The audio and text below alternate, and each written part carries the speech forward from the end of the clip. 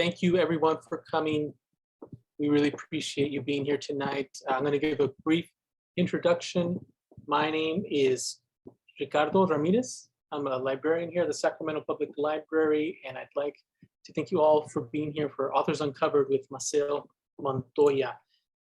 While everyone is getting settled, I'd like to invite you all to learn about all the great programs coming up and continuing as part of the Sacramento Public Library's Latino, Latinx Heritage Series, including a visit with young adult author Johnny Garza Villa on October 16th at 2 p.m. You can learn more at saclibrary.org/Latino Heritage.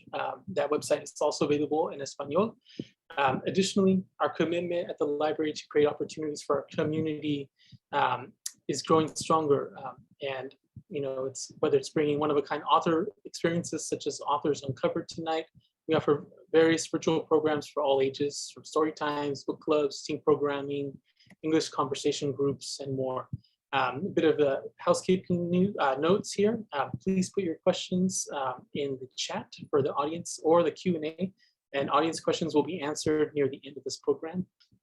You can buy a copy of Maceo's latest book, Preparatory Notes for Future Masterpieces, at the one and only Underground Books in Sacramento in Oak Park. Please do so. With that, I'm very, very pleased to welcome our guests. We have Maceo Montoya and Xico Gonzalez. I'm going to hand it over to Xico Gonzalez, the legendary Sacramento artist and educator, who will be leading tonight's program. Xico, take it away. Thank you so much. Buenas tardes. I hope that you're doing well. First of all, I want to thank Ricardo Ramirez in the Sacramento Public Library for organizing events like this one for Raza Heritage Month. So muchas gracias. I think this is the first time that I see something this in-depth from the Sacramento Public Library. So I'm very thankful, and our community is very thankful for this type of programming. So muchas gracias.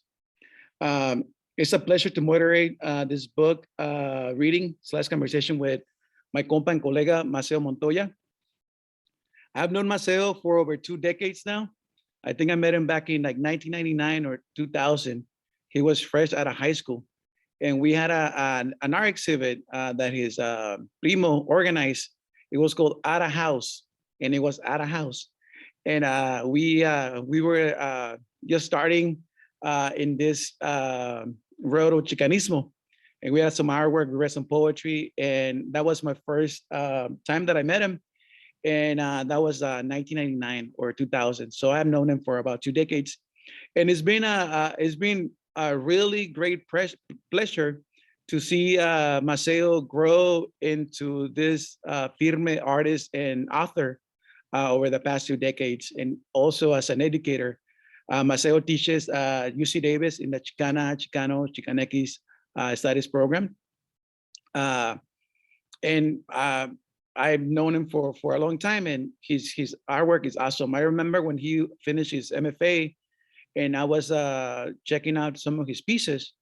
And one of the things that I love about Maceo is that he has a deep love and appreciation for the Solano/Yolo County communities, especially the farm working communities. And if you ever seen some of his work, you will see that a lot of the landscapes that he includes in his paintings are landscapes found in those 2 counties, especially woodland and outside of woodland.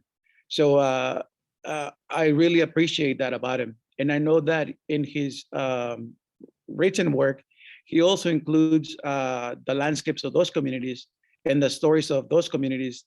So it's always nice to see that that he is very rooted in those communities and in the movimiento. He comes from a long legacy of Chicano artists, like his father, Maceos Montoya, one of the premier Chicano printmakers, a model for a lot of us to follow.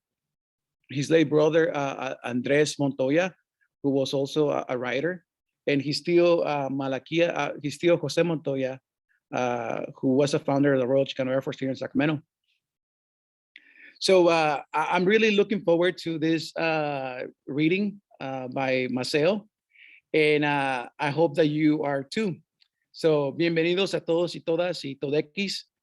Sin más, Les presento a Maceo Montoya. Give it up.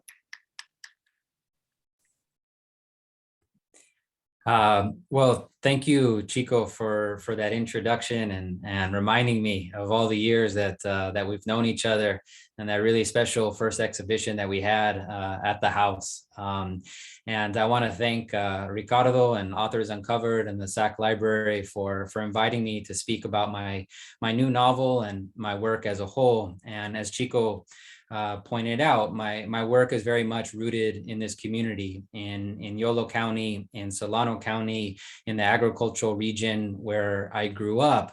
And so it's important for our local libraries and our local literary institutions to highlight those stories of our community, and that our region is worthy of works of visual art and film and literature. It's always something that I have strongly believed in, and something that I try and cultivate in my students. I tell them how important their stories are, no matter where they come from. And the small towns of the Central Valley up and down the 99, their neighborhoods in Richmond and Oakland, down to Los Angeles, all of those are worthy of the page and the canvas. So I'd like to share a little bit of my journey, and the only way I know how to do this is to talk about my work as being both an artist and a writer. And so I'm gonna share my screen. So my novel that just was published this year by University of Nevada Press is called Preparatory Notes for Future Masterpieces. And it's about an artist who struggles to make his work. And he's retelling his story recounting his story at the end of his life. And it includes 50 illustrations that he uses to kind of tell part of his story.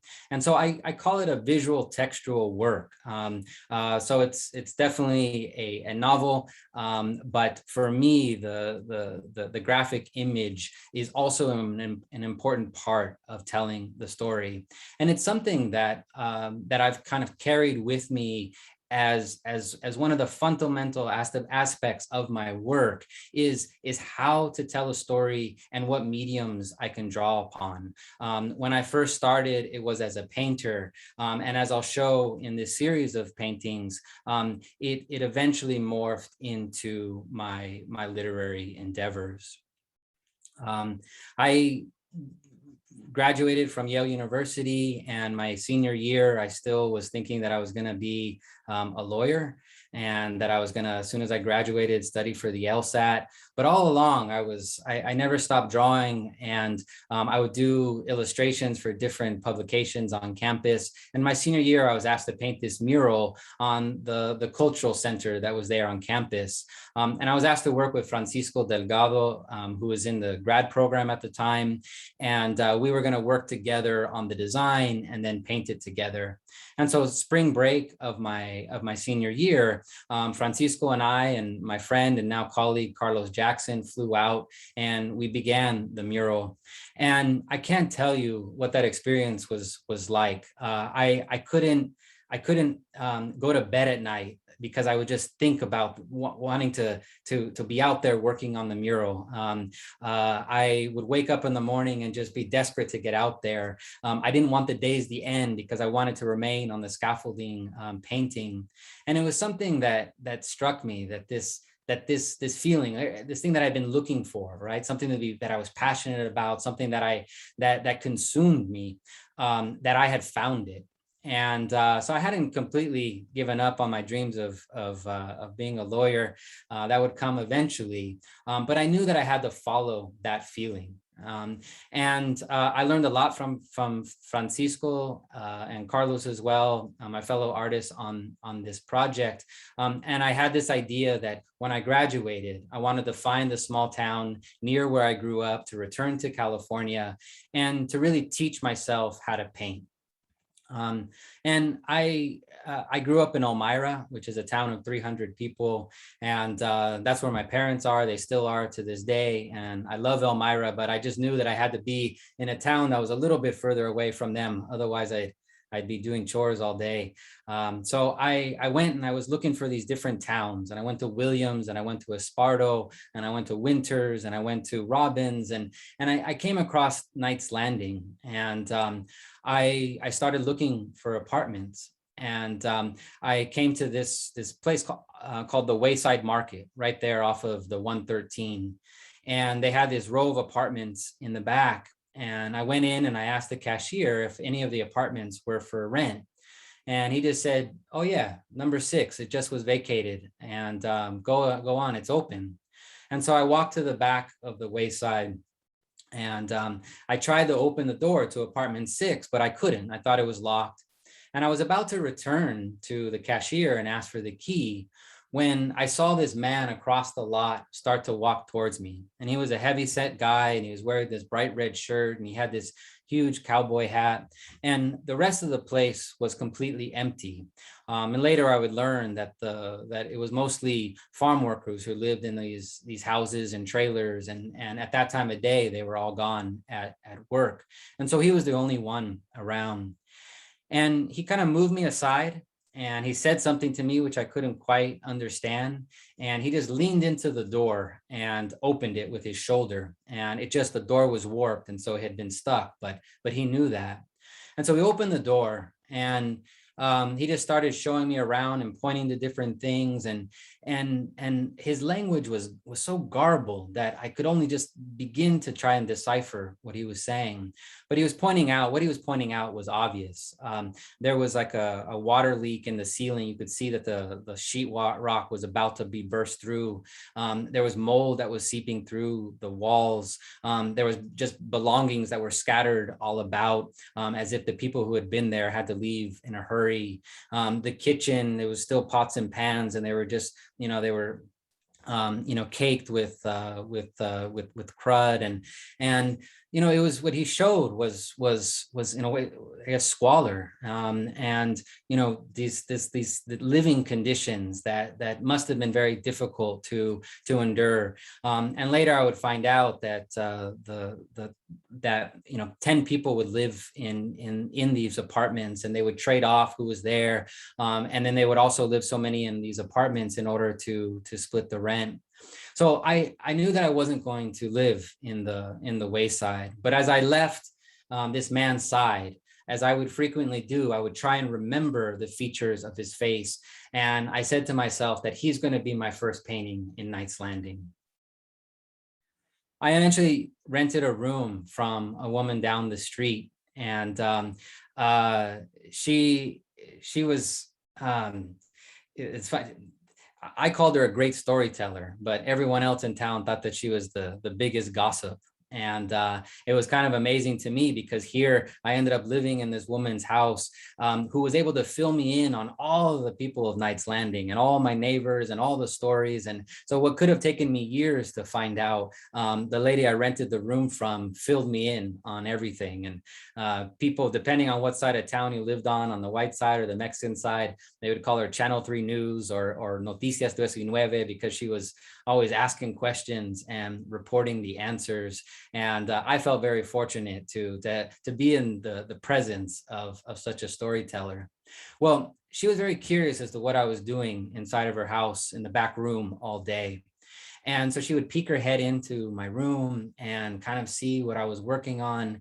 And she saw this painting, and she said, I know who that is. I know who that is. That's Jose El Cheran. And the reason why he's named El Cheran is because he's from Cheran, Michoacan.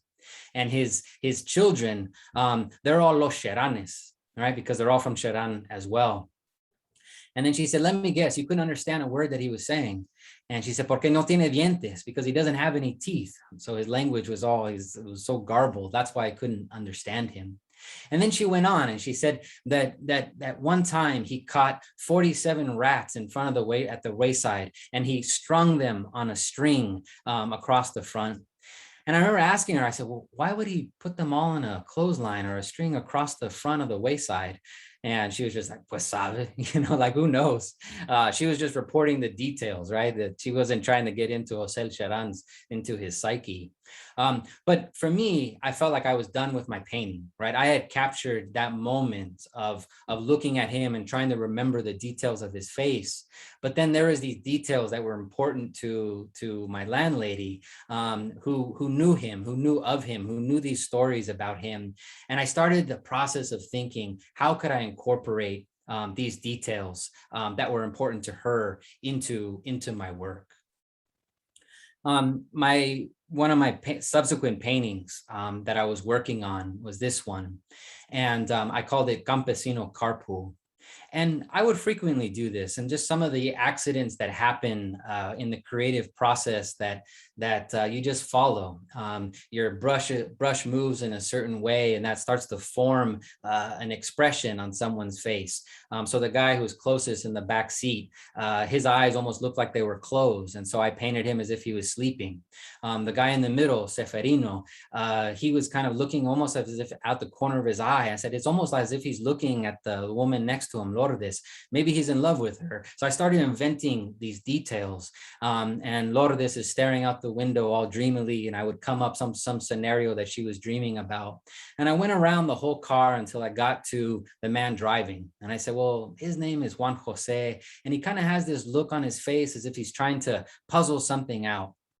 And I said, maybe he's thinking, what would he be thinking about? He's thinking about politics. And then these questions lead to other, or these details lead to other questions. Well, why would he be thinking about politics as a campesino returning for work?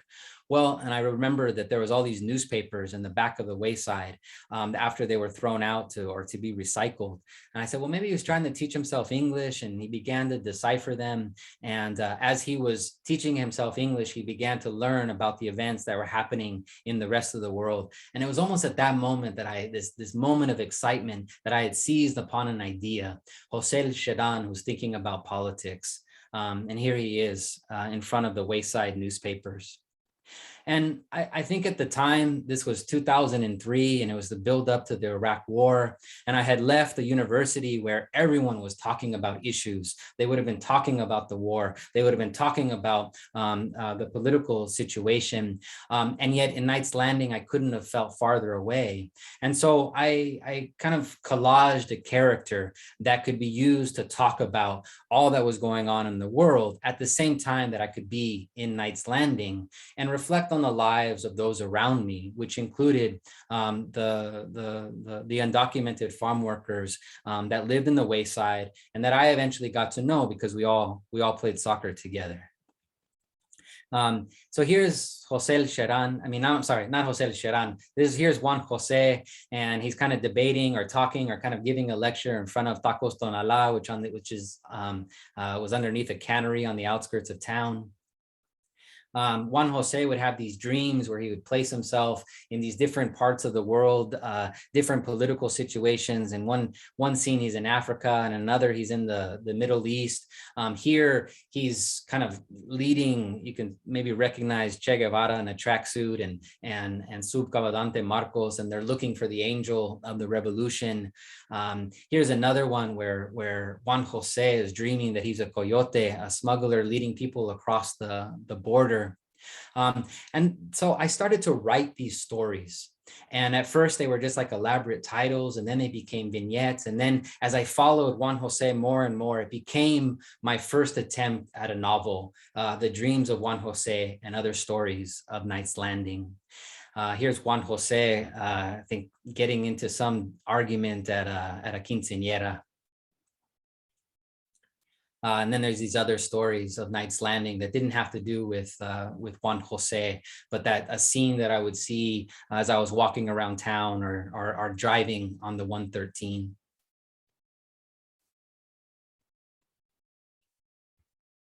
So it was a very exciting period for me as I kind of realized in a way that I needed both, or I needed these kind of multiple ways of telling a story to bring them all together in a way in which the image wasn't kind of subservient to the text. That's often how we read illustrations, is that they're illustrating, right? They're going to represent kind of one-to-one what's there in the text. Whereas for me, it was the paintings told part of the story and the text told part of the story.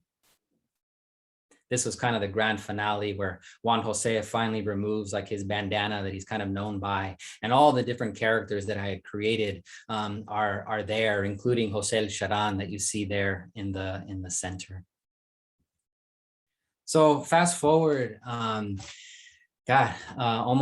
almost 20 years. And my novel Preparatory Notes for Future Masterpieces was just published this year. But I began it around 10 years ago. And it started kind of reflecting on my uncle Jimmy. And the main character of Preparatory Notes for Future Masterpieces, he's the narrator. He struggles with madness, right? He's always kind of coming up against other people's reality.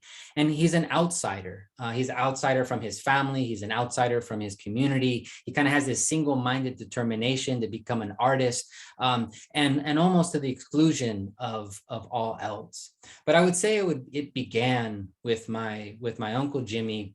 And my dad and I, we would travel to Vallejo. He kind of lived in an old folks home for people who struggled with mental illness. He was a schizophrenic, and he would call and he would always ask for, either sodas or cigarrillos. He would just call and just say, "Tráeme cigarrillos." And so my dad would drive to Vallejo and he'd stop at a convenience store and he would pick up the cigarettes, Salem 100s. I can still remember the brand. And he would bring me along sometime. And we would watch as he would take out the cigarettes and he would open a drawer and he would place the cigarettes inside. And you just saw rows and rows and rows of cigarettes. And so it was clear that it wasn't cigarettes that he wanted. He wanted company, right? He wanted our presence. And yet all of our conversations were just us asking questions, my dad asking questions, and my uncle kind of staring down at his shoes or staring down on his hands or staring off into the distance. And he would just respond with one word answers. I had this great desire to know more of my uncle's story. As Xico mentioned, I come from a family of artists. My dad, Malaquias, had this incredible story. My tío Jose has this incredible story and a way of articulating the lives that they had lived. And here was my uncle who was inarticulate, right? Whose words, whose stories were almost entirely trapped inside of him. And so, like I said, I had this desire to know more about him. This is a painting that I made a couple years after his death. And when my Uncle Jimmy died, all of his belongings fit into that box that's there at his feet. There was the Spanish-English dictionary and a magnifying glass and not much else.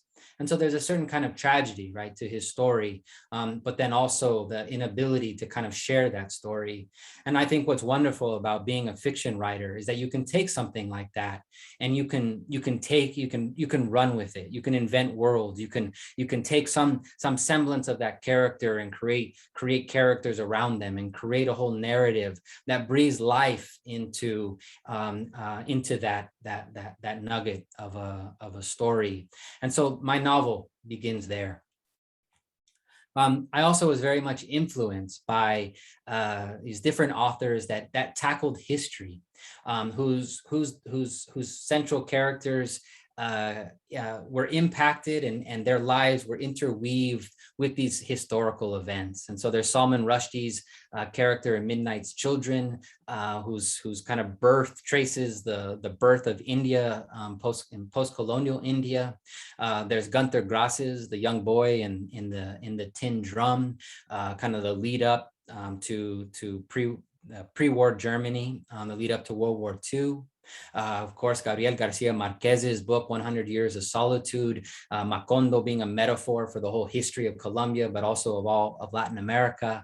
And I wanted to do that with Chicano history. I wanted to tell a story whose character whose life was kind of interweaved throughout the important events and would come into contact with these important figures from Chicano history.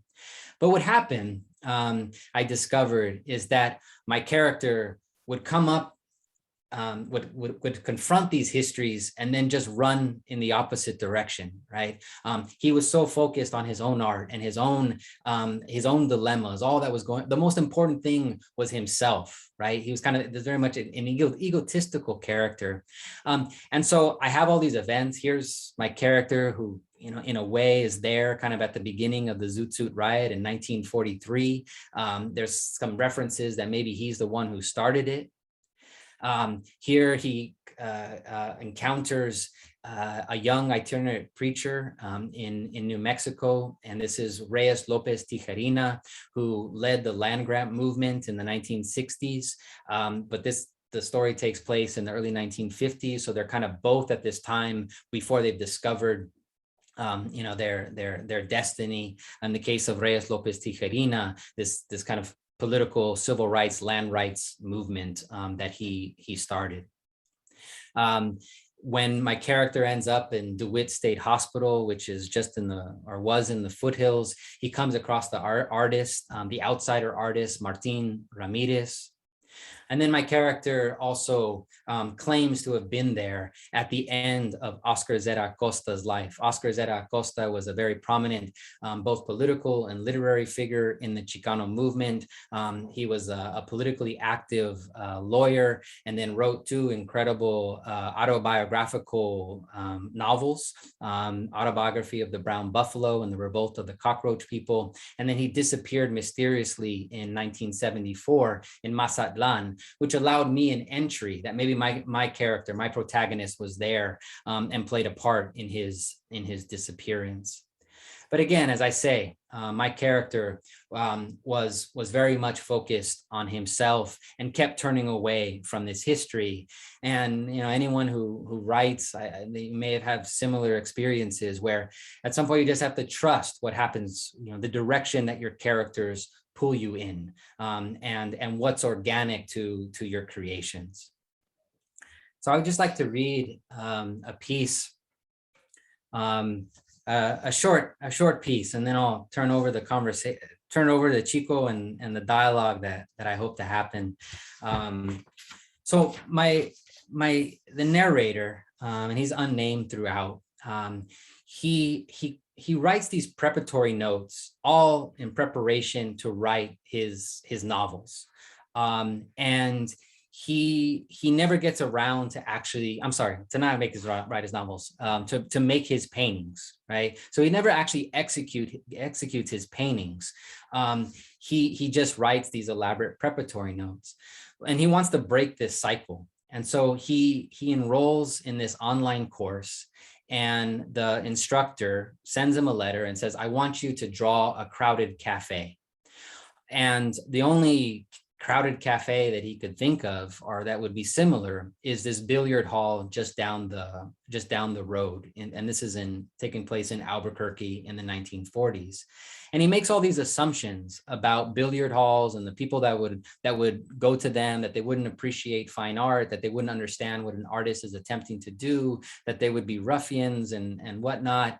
And so he's surprised that when he actually goes to the billiard hall, that they kind of embrace him, and they're excited to have an artist in their presence, and they're happy to hold a pose, and they're just very curious to see what his artwork will look like. And he feels so much pressure that he falls back on just writing his preparatory notes. So he doesn't actually have a sketch of them, even though that's what he's led them to believe. And he's about to escape because he can't admit to them that he hasn't been drawing them. And then he's stopped, and he's challenged. They want to see the drawing, and they you know, their appreciation of what he's doing, they want to partake. And so he comes up with this idea to get out of it. I asked that no one stand behind me. To make sure, I leaned against the billiard table. When I was certain that the contents of my sketchbook were safely concealed, I began to read from my notes, uncertainly at first, but quickly gathering steam as I fell into the rhythm of my own words. What's incredible is that the previously jovial, boisterous men, 3 and 4 beers in, if not many more, visibly quieted. It wasn't just the silence of the room. You could actually hear a fly buzzing against the window and the low whir of an electric icebox, It was the visible calm that descended on each and every one of their faces. They truly believed I was describing a detailed drawing of them, their friends, their fellow patrons, and the room in which we were all gathered. The grain of a beer-stained tabletop, the wafting haze of smoke, the golden light glancing off a forehead, a receding hairline, a cowlick, an uneven part, the bunched wrinkles of a silk shirt, the crosshatch weave of a leather belt, the number of folds in a short man's linen pants, a perfect crease in another's khakis, shoes with round laces, leather boots covered in a film of fine dust. The more I became aware of my audience's rapt attention, the louder my voice rose until I felt like God decreeing that the world be as I saw it. My description moved around the room from left to right, starting with the drunk.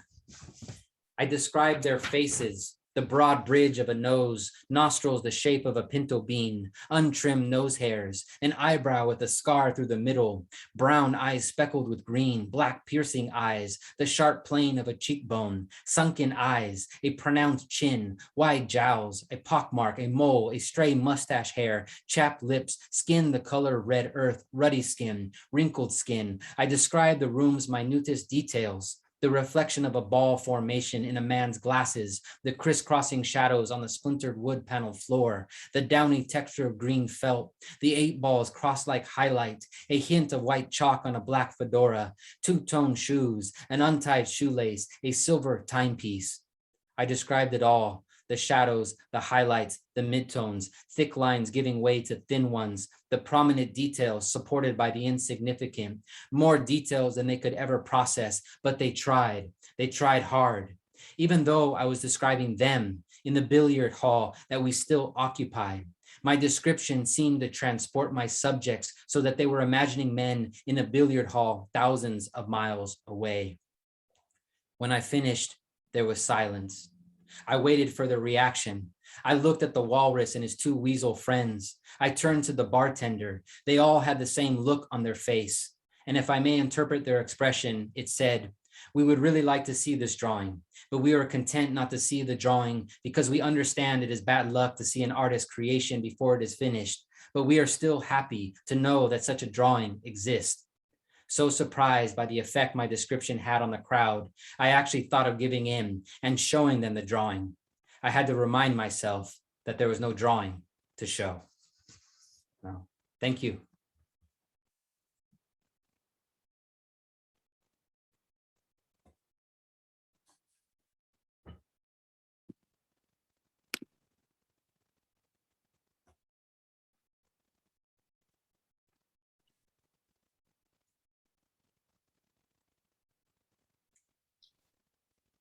Maceo, tu prima sent some claps.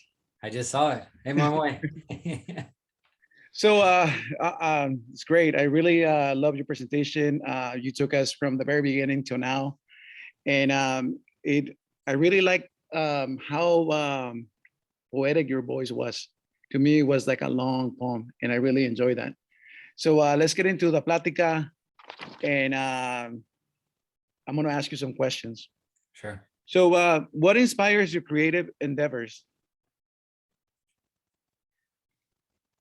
That's a great question. I mean, it's a fundamental question, and I feel like I'm inspired by the stories that move me, and I feel like the different stories over the years have moved me in different ways. And you know, when I was in Knights Landing, I had spent 4 years on the East Coast at this prestigious university, and I was studying about the lives of immigrants, which was very different than actually knowing what it was like to be an immigrant or to work in the fields. And so I had this desire to kind of to get closer and to know their story. And I was a history major, and I was also a double major in ethnicity, race, and migration. And in a way, I kind of had the tools to do research, right? But for me, the research happened just in conversations after soccer practice. I mentioned that I played with those guys, and they were curious about what I was doing there just as much as I was curious about them. And we would be joking, we'd be teasing each other, and I'd, show them my paintings. And here I had this kind of almost ethical dilemma. I felt like I had to invent characters because I didn't feel it was my right to tell their stories. But then they would say, like, the next painting you should do about me, and you should name them after me, I realized that I belonged there. I belonged in Knight's Landing. And I think that was always a question or a doubt that I had. And I think part of it is this connection to this region. There are artists, I guess, who can travel the world or travel wherever and paint about whatever and write about wherever, and more power to them. But I think it was an important kind of epiphany for me to realize that I'm an artist who needs to be rooted in place. And I needed to walk the same streets as my character. I needed to stare at the same sunsets as my characters. I needed to know the landscape. I needed to know what the drives were like, and then the houses were like. And I needed to know what it was like to enter into the same stores. And all of that was important in order to feel like I could either write the stories of my community or to paint them. And so even when I was in New York, when I went for grad school, I thought maybe I would go there and I would make paintings about communities there in New York. And all I was like a grad student at Columbia, right? I couldn't kind of step outside of that. And that was very important for me to be able to do, to kind of forge these connections. And I've called Woodland home for the last 15 years.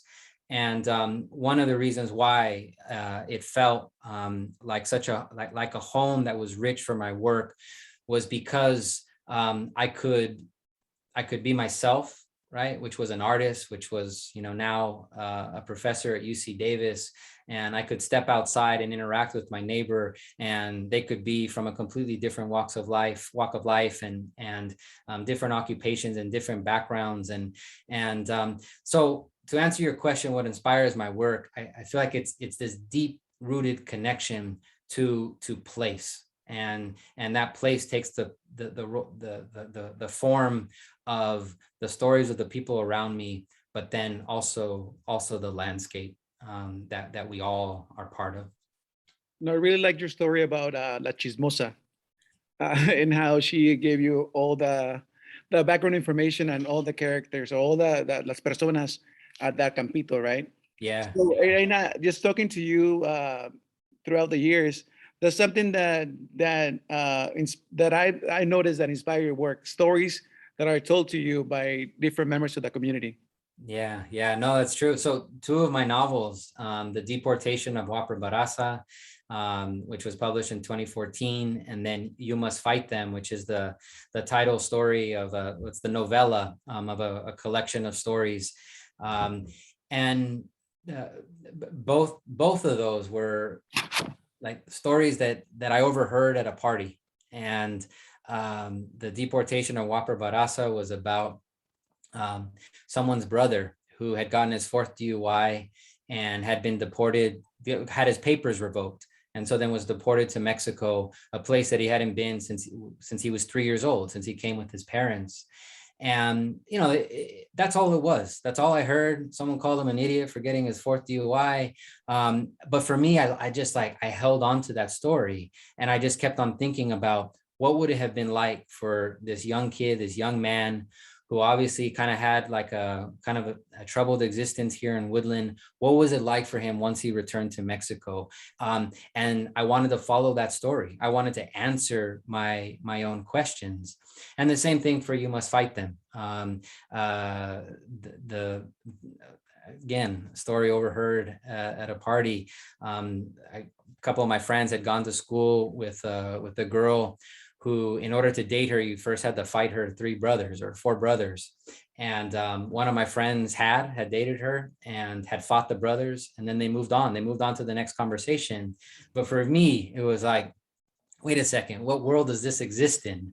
And it almost had the makings of this kind of Greek tragedy. And I wanted to tell that story. And what's incredible is that I later met the brothers. And even though I had fictionalized it, The brothers, in a way, when you say that fact is stranger than fiction, they all went on to live, far more complicated, complex, rich lives than I had given them, because the direction that I took the story was very different. But for me, that was very special, because again, it's just recognizing that all of these stories are around us, and it's just kind of following the ones that you can't let go, that you obsess over. So I know that as a writer and a painter, and you were talking about this with the story of Juan Jose, right? How the paintings were inspiring you to write stories and vignettes and eventually books. Has it happened the other way around, where you are writing a story and then you create pieces for those stories? Yeah, so that's actually how the process of preparatory notes for future masterpieces. As I said, or maybe I didn't, but I started it almost 10 years ago, almost 10 years to the day that the book was finally published. And, anyone who's a writer knows that rejections are just part of the process. And you kind of take what you can from those rejections, and sometimes there's feedback. Sometimes it's just like, well, this wasn't working for someone. And that was really almost 6 years of working on the manuscript, and there wasn't any drawings. But because of that time, I think and because the novel was about an artist, I thought, what would his illustrations look like? And I finally got to the point where, I was thinking about it enough that I decided and had the time to actually start to create the illustrations. And what was interesting about that is, like, I didn't want them to be my drawings. And obviously they probably look like they were done by my hand, but I wanted in some ways to inhabit the narrator, the character that I had created. And I don't know if you could remember from the illustrations, you probably saw that there was like these kind of strips of text that was written across. And I almost had like this workshop where I would make the drawings, and I would cut out kind of rough drafts of the drawing and paste them together. And then I would go to my typewriter and I would type out the lines from the draft, and I would cut them out and I would paste them on. And I felt very much like it was the narrator who was creating these drawings rather than myself. And so I feel like that's a very different process than the dreams of Juan Jose and other stories of Knight's Landing, where I would labor over these paintings. And they're like 3 feet by 4 feet, 4 feet by 5 feet. They're very large paintings. And sometimes they would take 2 weeks. Sometimes they would take 3 weeks to finish, sometimes longer. And I would wait all that time before I would write the story. That was my process. And so all of the kind of the different novels that I wrote in between, for the most part, I felt like I needed to separate them. I needed to develop as a writer. I needed to develop as a painter. And so they took their different paths. But it's one of the reasons why I'm particularly proud of Preparatory Notes for Future Masterpieces, is because it's a combination of both of these pursuits that over the years have taken different forms and have sometimes been separate. So your first book was The Scoundrel and the Optimist, and that was released in 2010. And in 2011, you won the International Latino Book Award for the best first book. You started your career like con el pie derecho, como decimos. Tell us a little bit about the process that it took to publish that book. You were talking about rejections, and you talked about your book, the new book that took you 10 years to complete. So talk to us a little bit about the process of the first book getting published, and that way, people get an idea that it's not that easy. Yeah, no, it's a great question. And, I recently was kind of writing these memoir type pieces, kind of reflecting back on that period. And so when I finished The Dreams of Juan Jose and Other Stories of Knight's Landing, I had big dreams for it. I wanted it to be published with all the paintings and the writing, and, and I would send it out. And, it was kind of viewed as this unfeasible project. It'd be too expensive to publish the paintings along with the writing. And maybe the writing just wasn't there yet. And so I would get rejections. And I had kind of, gone down the line from, the contacts where I'd hoped it would, lead to, publishers that it would end up. And I ended up sending it to Gary Keller, who was a publisher, the founder of Bilingual Press, which is housed at the Arizona State. And Gary Keller has been a huge supporter of Chicano art, has published these beautiful volumes on Chicano art. He's also the publisher of my brother Andres's poetry, The Ice Worker Sings. My brother Andres had published, before he passed away, he had won a literary prize, and the prize was to be published by Bilingual Press. So I had these connections, and I felt like I could reach out to Gary Keller and just ask him and say, is this ready? Like, I'm Andres's brother and I'm Malaquias, his son, and I kind of unabashedly took advantage of the connections that I had. And I went back to look through my emails, and I found the email that Gary Keller wrote back, and it was like 5 pages long. And it started off with, first of all, just don't send an email or a letter or a manuscript without addressing it to someone, right? It was like these very kind of basic rules, because we get hundreds of manuscripts every year, and yours luckily landed on my desk. And it went down the line talking about all the issues, all the problems, the bad writing, he did note some of the good writing and some of the good stories, the paintings that were working, but the paintings that weren't. He talked about the use of Spanish and English, and he shared an essay that addressed that issue. And to look back at it now, like, I see it it was brutal. It was honest, but it was brutal. And I don't know how me at 23 years old picked myself up from that. Right? Like that, like, to read it now, I feel like the pain. But I did. And I responded to Gary Keller, and I said that I'm going to work on another novel, and I'm going to send it. You're going to be the first person that I send it to. And he wrote back and he said, that's good to hear. And then that was it. I wrote 2 more novels, and then the Scoundrel and the Optimist was my 4th novel, and I finally felt that I was ready to send it to him. And so it took 3 novels that remain to this day, just files on my computer, before I got to the Scoundrel and the Optimist, and I sent it to Gary Keller. I made sure to address it to him and go through the proper channels, and then was able to get published that way. And in retrospect, it wasn't as long a road as it does take. Right. But it felt long at the time, and, kind of a brutal couple of years. And I think part of it was I was so desperate to be a writer. I was seeing myself as a writer, but I was an artist, right? And I was trained as an artist, and it was difficult for me to kind of tell people, oh, I'm a writer too. So it was important for me to kind of have that book out there before I could admit to people that I was a writer too. So, so people are like dropping some comments, some questions, and Katie Peterson says, "I want to see the last books." And I was going to ask you, that was going to be my follow-up questions. Sometimes we create artwork and we feel that it's not ready, but we go back to it and we kind of like fix it up, right? Another code, maybe there's another stencil and stuff like that, as a printmaker, right? Have you thought about maybe going back to some of these books that you archive away and put some more time and some more love now with all the newfound knowledge that you have and the experience that you have?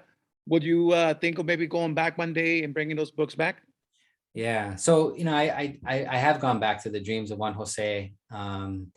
And, one of the reasons is because I really love the paintings, and the paintings have kind of had a life of their own, and the majority of them are now housed at the Institute for Latino Studies at Notre Dame. And but I looked at the writing, and I think, as you said, all the kind of experience that I've gained, and the knowledge that you kind of pick up, the skills that you pick up over the years, and I recognize that it can't be fixed. Like, there's these kind of these fundamental flaws in the manuscripts, and I'm okay with that. I'm okay. I know where they got me. And I think one way of approaching that, and as I mentioned, I was kind of writing these memoir-like pieces, is to reflect back on that period and to actually look at some of the text as a document of a certain time in my life. But I was very young, I was 22, 23 when I was making those paintings and those writings, and even with The Scoundrel and the Optimist, which was my first published work, I was kind of 26 years old when I wrote that. And I read somewhere recently that being a young novelist doesn't necessarily, it doesn't help you much, right? Like it might be interesting as far as the industry goes and promoting the work, a debut work. But I firmly believe that, it's just kind of the years and time and experience that you really start to kind of get a handle over what I know is a very difficult medium. It sounds like you needed to get through that to get through the stuff that you're doing now. Yeah. So in that sense, it was an evolution, right? Even if it's archived, it served its purpose. It got you to a point where you feel more confident and there were no like flaws. Yeah. And, it's cool that Gary sent you that long email and spent his time to to provide some feedback, some constructive feedback.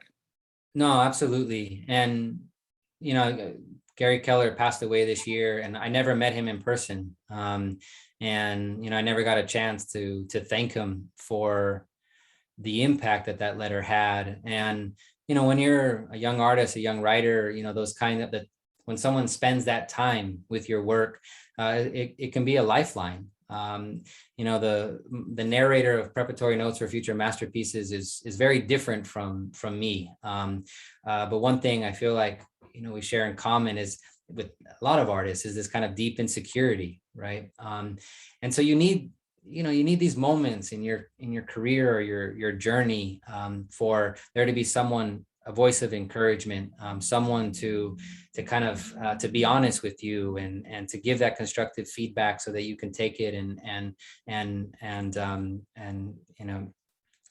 develop beyond it. So Maceo, how do you balance creating art, writing, teaching, and having a family? Well, I don't have kids of my own. Well, you have a wife. But it's very important to me to be a good son, a good partner, a good friend, and that does kind of occupy an important part in my life, and as does teaching, and as does these other aspects of things that I love to do, work on my house and do carpentry, but I feel like it's just a constant struggle, and I carry around a lot of anxiety. I feel like this whatever creative energy, it eats at me, this desire to make my paintings and to write my work, the novels, and I wish that it didn't. I wish I could just relax and just be happy with the work that I have created and just kind of create as it comes to me. But I really feel like since that moment in 2002, 2003, when it hit me that I wanted to be an artist and I wanted to be a writer, that the intensity of wanting to create, wanting to write, wanting to paint, that it hasn't stopped eating at me, since then. But it's also a very beautiful thing. It's a beautiful thing to kind of carry that around, and every aspect of your life, informs your work, and that's something that I learned from both my parents, my mom Leslie and my dad Malachias, that art was a part of everything that they did. From every meal that they made, we ate off my mom's ceramics and drank from her mugs, and I looked out at the beautiful garden that they created, and every room in the house was a work of art. Just the gestures that they did for people were always creative, were always works of art, and so I feel like that's a lesson that I've taken with me, is that yes, I have my artistic forms, the novel and painting and my work in the studio and at my desk, but I try and see my productivity, I guess, in all facets of what I do. So we're going to take some questions from our viewers. And Camilo asks, ¿crees que un artista nace o se hace? That's a good question. Is an artist born or are they made? I think, you know, both. I feel like, you know, you tap into something that's there, and, you know, I think that everyone has it. And, you know, we just learn, I guess, as a society to kind of be ashamed of our creative voices. And we get embarrassed by what we produce. Our drawings aren't good enough, and our writing isn't good enough. And it's too bad that we carry around so much pain, so much shame, because we're all storytellers. And even if it's just, you know, you could tell a good story to your friend over a beer. But that's all, like I said, it's kind of living your life as an artist rather than seeing that it has to be in a particular form. And your cousin Moy Moy has a question for you. It says, in your creative practice as a Chicano, both in painting and writing, how do you navigate the proximity of your subject matter to your own personal experiences? You share a feeling of connection to the subjects in your work, but do some of the stories and experiences you encounter ever feel too close to serve your creative process? She also says hi. Yeah. That's a great question. I feel like I would have to think about that. And I know that we're running close to time, but, you know, I feel like I want to say this. The work that I've created now, I want to see my artistic career as being long, right? And that the stories that I'll continue to write stories, that I'll continue to make paintings, and I would say that I'm still sorting through. I'm still, you know, there's topics that, you know, maybe are kind of like too complex that I'm still trying to tackle, and that if that one's kind of body of work.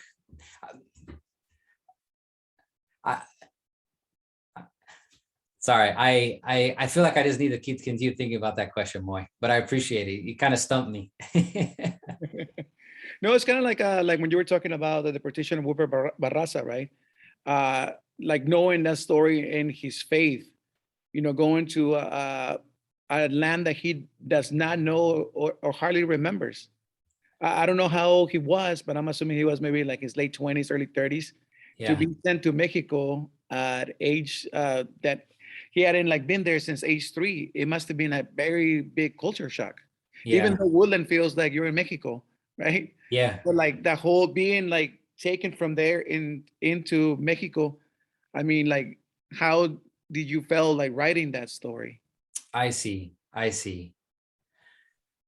You know, I guess that's again why,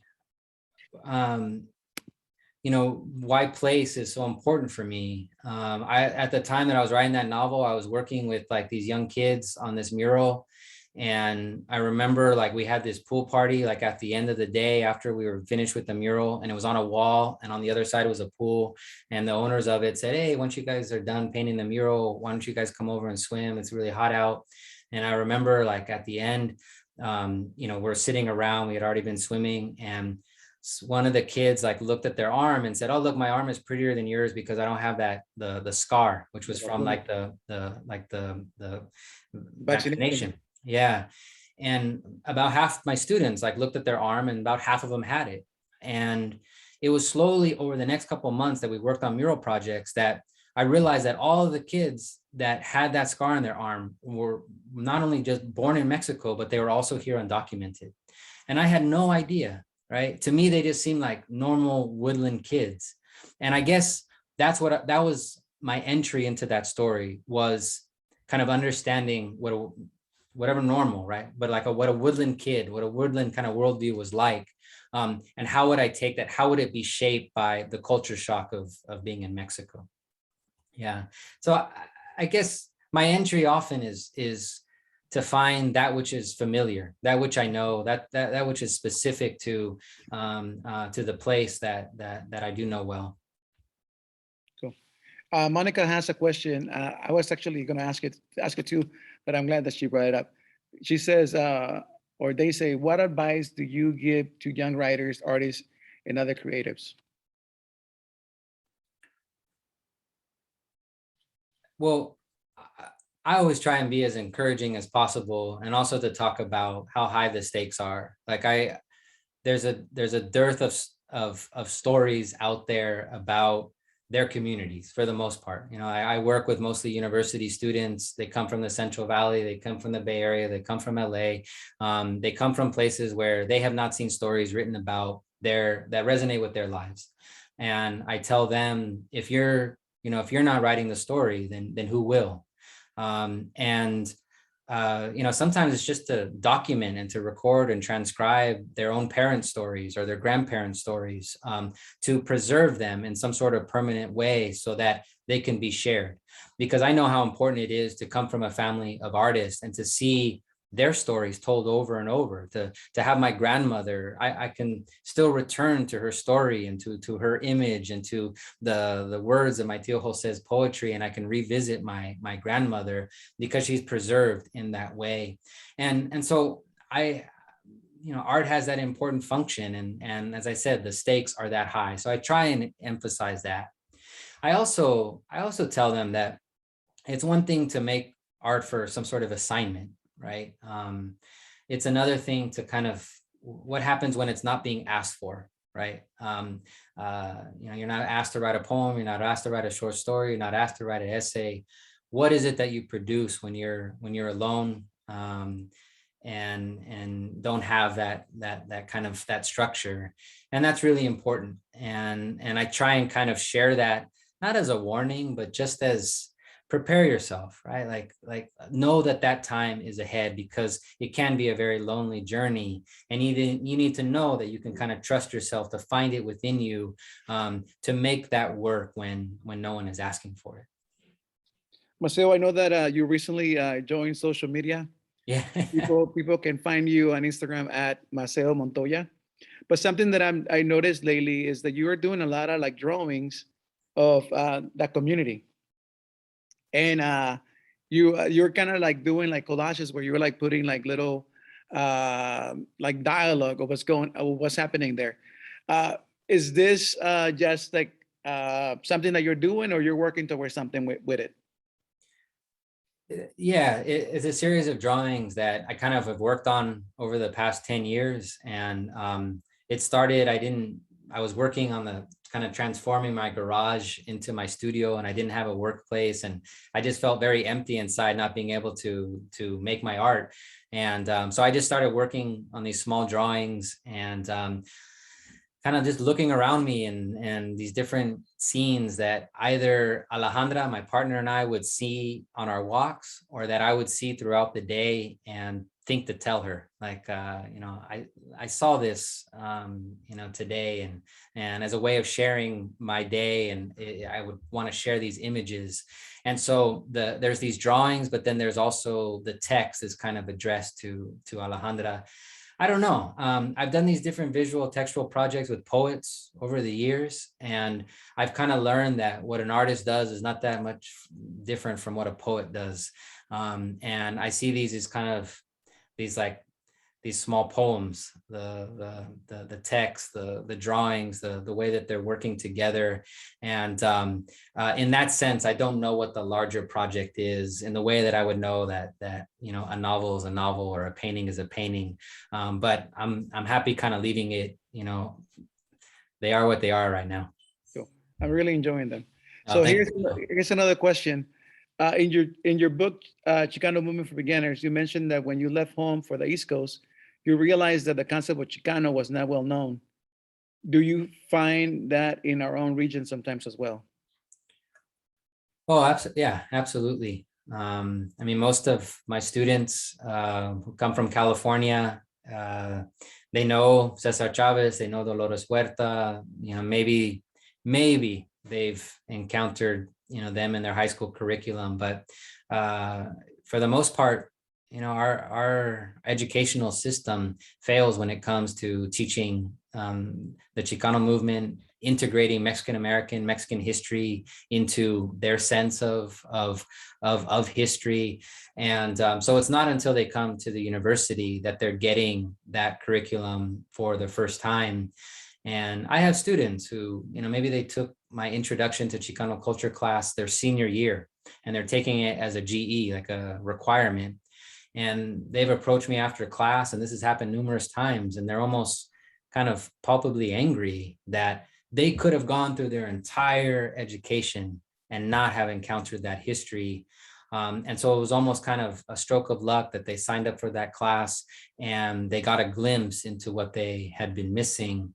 But yeah, I didn't write that just for, the East Coast or just for, places outside of the Southwest. I also wrote it for, young people and really just the community at large, to learn about this history that we're not often exposed to. And what projects are you currently working on? I'm always juggling projects. I have a couple, novels, drafts that I've been working on for years that I can continue to tinker with. I'm always working in the studio on different paintings, that kind of memoir pieces that I've been working on.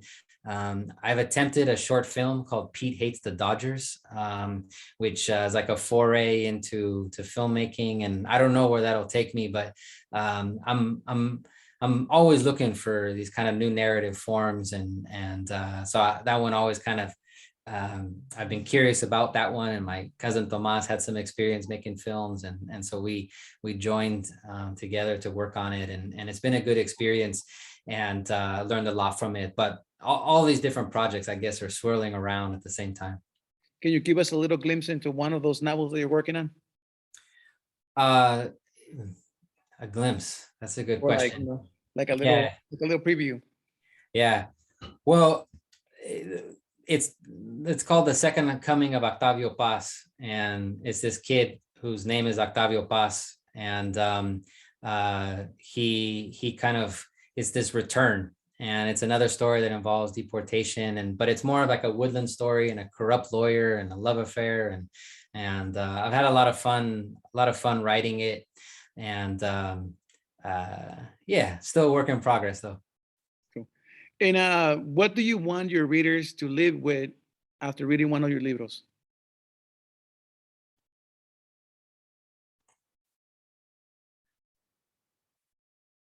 Yeah, it's a good question. I don't know. I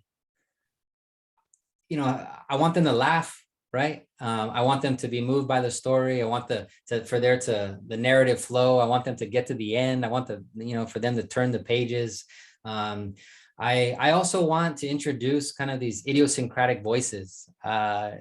In preparatory notes for future masterpieces, there's these footnotes that talk a lot that address Latinx and Chicanx literature, and this desire for kind of these outsider voices to be heard. And I kind of wanted to create one, and so that it broadens the range of experiences that people are exposed to, so that the same narratives aren't told over and over. And oftentimes that's dictated by publishers in New York or publishers that are interested in teaching about Latinx or Chicanx experience. Whereas, I feel like our stories should just run the gamut of existence, and should include kind of outsider artists and people from all walks of life. So I feel like I try to introduce those different kinds of stories, but definitely don't want to be alone, right? Like I want there to be other writers out there, and so that's why it was so important in preparatory notes for future masterpieces. I see those footnotes as kind of a guide or inspirations or provocations for other writers out there to tell their own idiosyncratic stories. So one of the things that I noticed too is that not only are you writing your own books, you're also illustrating other people's books. Can you talk to us a little bit about those collaborations? Yeah, so I collaborated with Lorian Guerrero, a poet from Texas, David Campos. We have a book, American Quasar, that was just published this year. I created a suite of paintings for the Mexican poet Mario Santiago Papasquiaro and the translator Art Mantecon. And those have been great projects because I've been able to tap into other people's imagery. And that's why I said a kind of this insight into the process of writing poetry, seeing them as they're in the midst of writing a poem and editing and kind of forming language, and seeing how what I'm doing on the canvas is very much the same, right? Like looking for that right moment, looking for the right light, looking for the right shadow, looking for that moment when you know that the painting is done, feeling that kind of similar energy that the poets are trying to capture. So it's helped me both as a writer, but then also as a painter to be able to have my own imagery expanded by tapping into the images of someone else's work. We have a question. Can you talk a bit about your work with Tana in Woodland? They have seen incredible work from youth coming from there. Yeah, so Tana does do incredible work, and Tana was co-founded by my dad Malaquias and my colleague Carlos Jackson. I was director there for a couple of years. I'm an affiliated faculty and have tried to kind of be part of different events over the years, including readings and exhibitions. And right now the director is Jose Arenas, who's really doing an incredible job through the pandemic, and Eddie Lampkin running the workshops, trying to still provide free silkscreen workshops to the community, to anyone ages 13 and up, open to families. And it started out of this kind of philosophy of my dad's and other artists and activists of the Chicano movement, which was, it's not enough for you to just create your own work. It's also important to find ways of creating the next generation of artists, for other people to find their voices and to make a print, to tell a story, to write a poem. You might be powerless in all aspects of your life, but you have power over that print, over that painting, over that page. And so whether or not the participants who go through our workshops become artists, they have still kind of participated in something that is potentially transformative. And it's why the Tana is such an important resource, and why it's so amazing that an academic department at UC Davis made it kind of a fundamental part of their curriculum as a whole. Maceo, looking back at your written work, what work do you feel most connected to? You have published 6 books by now, right? Yeah.